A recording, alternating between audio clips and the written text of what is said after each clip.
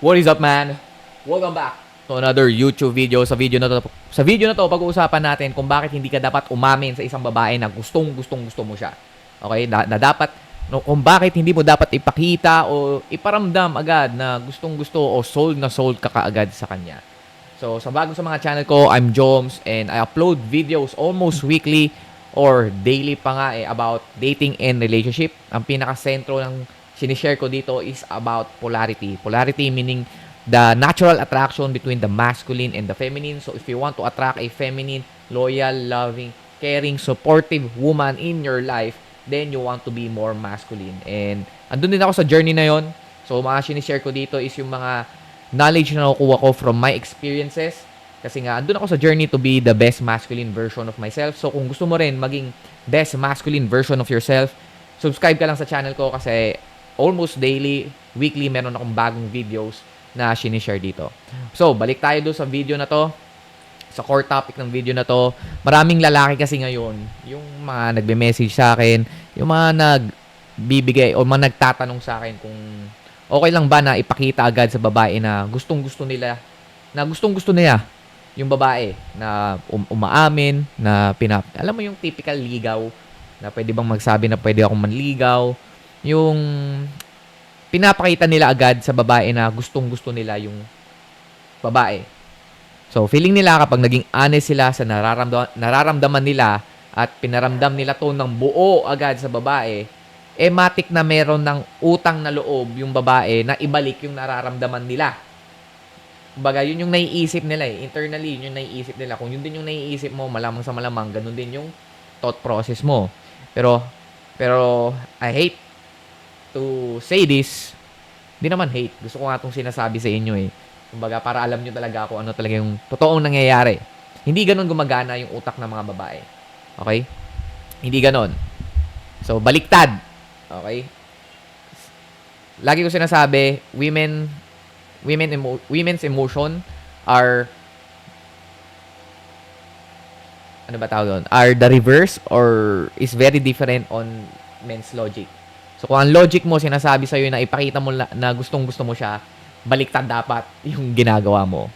So, for a woman to experience attraction, attachment, and sexual arousal, she must fantasize about the man and their relationship.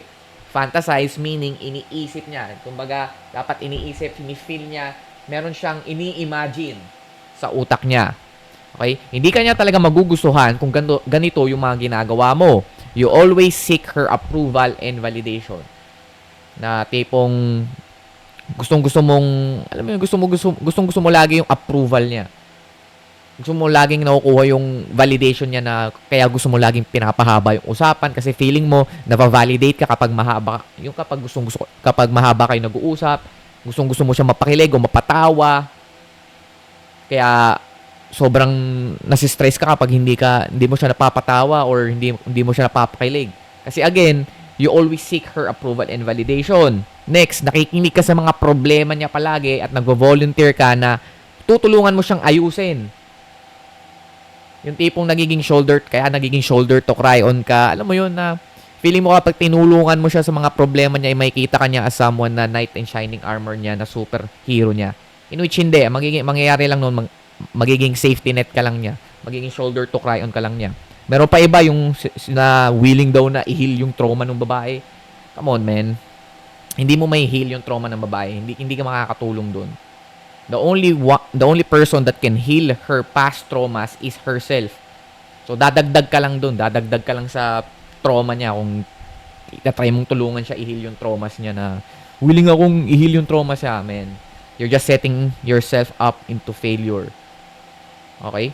So, next is masyado ka nagiging available sa kanya. Yung tipong text ka ng text, hindi mo na pinaprioritize yung time mo sa sarili mo, pinapalitan mo yung schedule mo para lang magkaroon ng time sa kanya.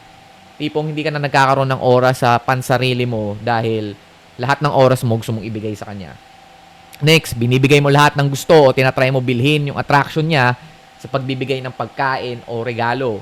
Usually, ito yung ginagawa ng guys na, alam mo yun, na bigyan ko na lang siya ng maraming gifts, bigyan ko na lang siya ng flowers, bigyan ko na lang siya ng maraming food. So, sa kanya, hindi sweet yun. ang internal ano niya, ang internal thought process niya is bakit kaya pilit bigay ng pagkain o bigay ng regalo tong lalaking to. Binibili niya siguro yung attraction o tinatry niya siguro ako bilhin. So, ang gagawin niya, mas paano pa niya, mas patatagalin niya pa yung panliligaw mo. Kasi marami siyang nakukuha sa'yo eh. Sige, hindi ko muna ibibigay yung yes. Hindi ko muna ibibigay kung ano yung gusto niya para bigyan niya pa ako ng maraming regalo o maraming pagkain. Hindi ko naman sinasabi lahat ng babae ay ganon. Pero kapag kasi hindi attracted sa'yo yung babae, tapos bigay ka ng kung ano-ano, walang mangyayari. Kasi again, dapat attraction muna before ka magbigay ng kung ano-anong bagay o before ka mag-invest ng marami. Okay? So, kapag pinapakita mo na masyado kang madaling makuha o easily sold ka sa kanya, tipong sinasabi mo agad na gustong-gusto mo siya na wala ka ng ibang gustong babae kung hindi siya lang, you eliminate the core element that sustains attraction.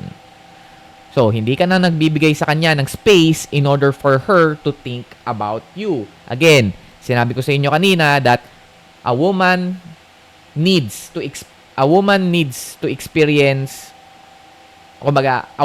for a woman to experience attraction, attachment, and sexual arousal, she must fantasize about the man and the relationship.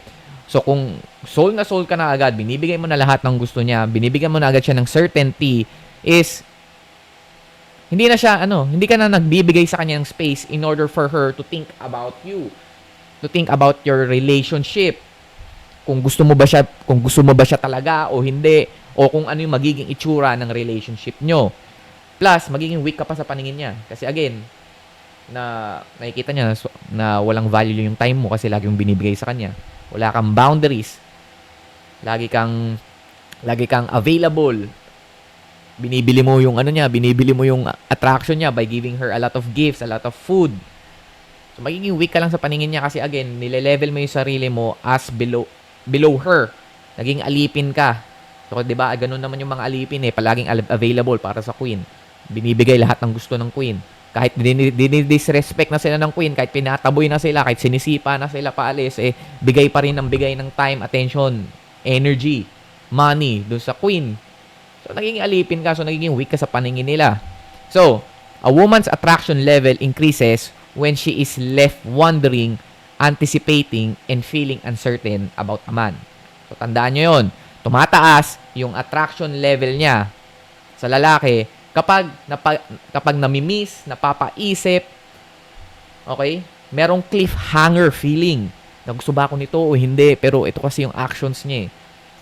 Kumbaga, hindi mo kailangan umamin through words, pero through your actions, unti-unti pinapakita mo na, parang may interest siya sa akin, pero totoo kaya may interest siya sa akin. Yung parang ganun, merong feeling of anticipation. Okay, merong feeling of uncertainty. So, kasi gusto din nilang magkaroon ng challenge or sumali dun sa play of pursuit. Okay? Gusto rin nila sumali dun sa kwento na meron din, na gusto nung sumali sa, yung play of pursuit, yung habulan, yung parang cat and mouse chase, na hindi lang, yung kumbaga natataya sila, tapos sila naman yung maghahabol sa'yo. Tapos, kumbaga tayaan na hindi isa lang yung taya. Okay, pag nataya mo siya, okay, siya naman yung maghahabol sa'yo, tapos tatayain ka niya. Yung ganon, they want to have that kind of play. Gusto rin nila sumali sa ganong play o sa ganong challenge. So, that's why avoid satisfying her desire or fantasies real quick. Iburo nyo yung kwento na ginagawa niya sa utak niya. Again, you want to create that kind of space para maisip ka niya, para magkaroon siya ng idea, siya na mismo yung magkaroon ng idea kung sino ka. Okay? Siya yung nagke-create ng avatar mo o ng idea mo kung anong klaseng lalaki ka at kung anong klaseng relationship yung makukuha niya sa'yo. Siya dapat yung bumubuo nun at hindi ikaw. So, ikaw, paunti-unti lang yung pagbaba mo ng baraha na, ito pala ako. Hindi mo pinapakita agad. Okay? So, this will create a chance. Kumbaga, you want to create a chance for her to fill in the ideas kung anong klaseng lalaki ka at kung ano yung itsura na magiging relasyon nyo. That's why it's really important to create that kind of space. Kailangan maging uncertain siya, kailangan merong feeling of anticipation. Kaya wag mo ibigay o wag mo agad ibigay o ipakita lahat ng baraha mo. So let her wonder, let her fantasize, let her fill in the gaps with her imagination. So, she wants to ride the whole fantasy story experience. Okay? Walang kwenta sa kanila yung kwentong nagsisimula ng happy ending agad. So, nakakita ka ba ng mga movies, mga romantic movies na happy ending agad, na nagkagustuhan agad yung dalawang bida? Diba merong ano yan eh, may kwento yan. Merong mga climax, mga gano'n. As in, ewan kung natutunan nyo ba sa mga English subject nyo yun, yung stories, yung hero's journey, yun. Gusto nila magkaroon ng full fantasy story experience. So, walang kwenta sa kanila yung wala. Hindi sila nasi-stimulate kapag nagkagusto agad sa kanila yung lalaki. Kasi wala nang challenge. Okay? Wala nang play of pursuit. Kaya baliw sila sa mga istoryang merong alam yung Beauty and the Beast type of stories. Yung mga ganun na tipong very intimidating yung lalaki palagi, na feeling nila hindi magkakagusto sa kanila pero in the end magkakagustuhan silang dalawa. Yung mga ganun. Gusto ko lang baliw sila sa ganung story na very intimidating. Di ba? Palaging doktor yung lalaki sa storya. Tapos nurse yung babae. Pilot yung lalaki. Tapos flight attendant lang yung babae. Yung ganun. Merong level. Alam mong laging mas mataas, mas intimidating lalaki kaysa sa babae. Yun yung mga gusto nilang storya. So, kaya kapag umamin ka o kaya kapag nanligaw ka, nagpaalam ka manligaw, patatagalin nila yung panliligaw mo kasi pilit silang bumubuo ng full fantasy story sa isip nila. Ayaw nila ng agad-agad. Okay, ayaw nila ng agad-agad na, oy, umamin tong lalaki na to. Paano na to? Paano ko tong gagawing exciting? So, ang gagawin nila, patatagalin nila yung panliligaw mo. So, instead, you don't want to... Huwag kang aamin. Huwag kang magsasabi sa kanya na gustong-gusto mo siya. You want to... Again, qualify her kung pasok ba talaga siya sa mundo mo. So, mamaya bibigyan ko kayo ng step by step kung paano nyo gagawin yon. So, ang number one, ang number one core or number one antidote o number one solution dito or kung paano ba yung gagawin mo is kailangan mo i-frame mo yung sarili mo na ikaw yung prize at hindi siya. Okay, yun lang yung way in order for you to create that kind of full fantasy experience, okay? Para maisip ka niya. Kailangan ma-frame mo yung sarili mo na ikaw yung prize, in which totoo naman, ikaw naman talaga yung prize eh. Kasi again, you will provide her, you will be the one who will provide yun, provisioner. You will be the one who will lead her. You will be the one who will be protecting her and her offspring. Kumbaga, ikaw yung king eh, ikaw yung prize. So, magagawa mo to by demonstrating your self-possessed masculine qualities. So, this will force her to put effort to sa interaction na meron kayo at para hindi puro ikaw lang.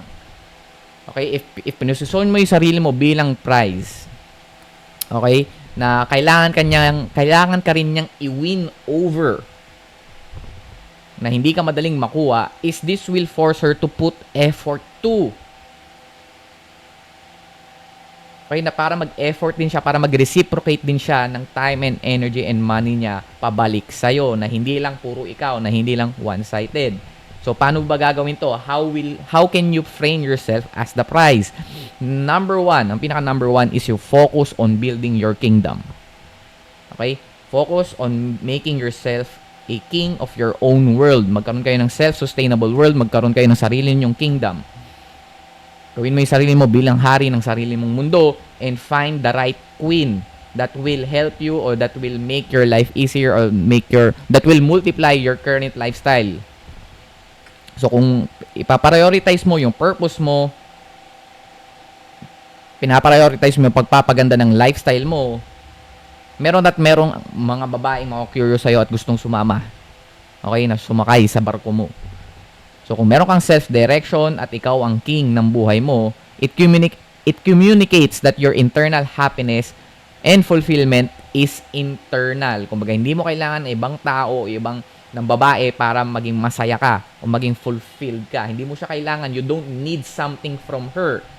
Again, kapag naramdaman ng babae na meron kang kailangan sa kanya, may kukunin ka sa kanya, doon sila mag-start mag-repel. Ang gusto lang nila is mag-consume, mag-receive. That's the feminine energy. Ang masculine is give, penetrate. Ang babae, receive. Ang feminine energy, receive, consume. Pero hahanap ka ng babae syempre na once na nagko-consume is na-flow through na ano niya. Kumbaga, hindi lang puro consume, kumbaga ikaw yung nagbibigay sa kanya ng love, kino-consume niya yung love, nire-receive niya well yung love, at napapakalat niya pa to. Kumbaga, siya yung flow. Okay, humanap ka ng babaeng ganun na kayang hindi lang kayang mag-receive pero kaya niyang i-transmute. Okay, kaya niyang tawag doon, i-flow. Kumbaga parang ikaw yung source of money, tapos kapag kaya niyang mag-receive ng money, at kaya niyang alam mo yun, gawing i-multiply yung worth nung binibigay mo sa kanya. By, yun, kunwari, dahil binibigyan mo siya ng maraming love, kino-consume niya yung love, nakikita mo yun sa kung paano siya magluto, kung paano niya ayusin yung bahay, yung mga ganun. Kumanap kayo ng babae na kaya niyang mag-flow, kaya niyang i-flow, o kaya niyang i-bend, i-transmute yung binibigay mo sa kanya, na hindi lang puro receive. Okay? So, yun. So, umanap ka ng ganun. Focus on building your kingdom and find the right queen na aligned sa kingdom mo that will multiply your life. Okay? Next is, number 2, be confident and take the lead. Okay? Be confident to take the lead. Ikaw mag-take initiative at mag-set ng tono ng interaction nyo. Dapat hindi siya yung mag-set ng tono ng interaction nyo. Okay? Kaya dapat ikaw yung nagli-lead nun. Ikaw yung nagti-take initiative, meaning ikaw yung nag-first move, ikaw yung gumagawa ng hindi mo siya inaantay na siya yung mag-first move sa'yo. Ikaw yung nag-first move, ikaw yung nagsiset ng tone. Kumbaga, kung ang goal mo is magkaroon ng sexual partner o magkaroon ng partner, magkaroon ng girlfriend, hindi dapat ang tono is bilang friend. At hindi mo siya aantayin na siya yung umamin sa'yo bago ka mag-make ng move. Okay? You want to make the move, take the initiative, set the tone sa simula pa lang. Okay? Para hindi ka napupunta sa friend zone. So, you want to invite her into her feminine role o yung pagiging submissive. At hindi mo magagawa yun kung hindi ka magli-lead, if hindi ka magti-take initiative. So, be confident enough to take the lead and set the tone ng interaction nyo. Kapag ikaw yung nagli-lead ng interaction nyo, kung saan papunta, it allows her to relax and to follow you. This will also force her to reveal her true intent and commitment level sa'yo. Humanap ka lang ng babae that is willing to submit into your lead. Yan, lagi ko sinasabi, lead and observe. Lead the interaction and observe kung magsasubmit ba siya o mag-reciprocate ba siya pabalik sa'yo. In that way, alam mo that that girl is a very feminine pabalik sa'yo. Kumbaga, she trusts you enough. She is comfortable enough for you. She is comfortable enough to submit to you.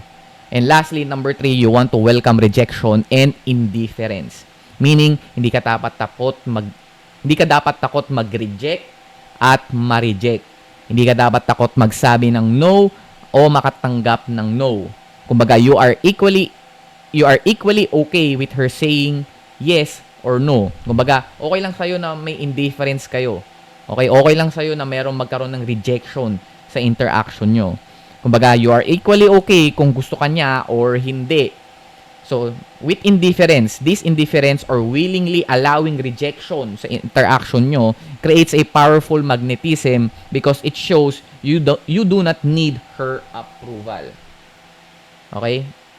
So, yun. So, that's the 3 things that you can do in order for you to have that masculine frame para maisip o mag-fantasize siya sa'yo palagi without nang hindi ka umaamin o nang hindi ka nanliligaw actually. So, if you want to know more about this one, meron akong on-demand video program called Attraction Inertia Triggers in which doon matututunan mo on how to naturally attract women by stimulating their biological attraction triggers little by little hanggang sila na mismo yung hindi mapakaling maging kayo. So, if gusto mo yon, palagi kang nare-reject, palagi kang na-friend zone, palagi kang natutorpe o nababasted, check mo lang yung link nandyan sa description box. if you trust me enough and meron kang extra money to invest to this kind of programs, then check nyo yun. Check nyo yung link sa description box. Andyan rin nasa pin comments. Check nyo na lang. So, that's it for this video. Hopefully, nakatulong tong video na to. And if gusto mo pang makapanood ng maraming video sa akin, ito, merong suggestion dito si YouTube. Ibig sabihin, ito yung ginamit nyo yung algorithm niya to check o to see kung ano yung mga videos pa na feeling niya na magugustuhan mo based sa mga pinapanood mo. So, yun, check mo na lang tong video na to and I'll see you on the next one. Let's go.